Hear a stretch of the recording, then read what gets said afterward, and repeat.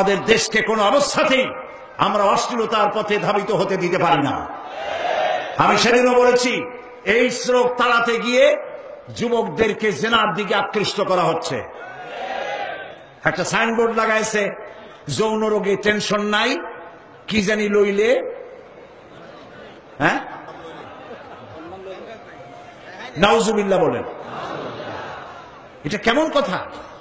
আপনি লিখবেন এইডস রোগ হচ্ছে মরণ ব্যাধি, ধর্মীয় অনুশাসন মানলে পরে এইডস রোগ থেকে বাঁচা যায়। এটা দেখুন, যে লিখেছেন, যে ব্যক্তি লিখেছে এই স্লোগান, যার মাথায় আসছে সে নিশ্চয় চরিত্রবান না লম্পট। লিখেছে এই যৌন রোগে, বলেন না কি মুখস্থ, যৌন রোগে রেহাই নাই, কন্ডম লইলে টেনশন নাই। তার মানে কন্ডম নিয়ে জেনা করো। নাউজুবিল্লাহ বলে। আমি সব জায়গায় বলে এসেছি, চট্টগ্রামের পুলিশ কমিশনার, চট্টগ্রামের ডিসি, আপনারা এই সাইনবোর্ড ভাঙেন। আপনারা যদি এই সাইনবোর্ড না ভাঙেন, আমি জনগণকে বলবো, জনগণ এই এইডস এর সাইনবোর্ডকে ভেঙে গুড়িয়ে দাও।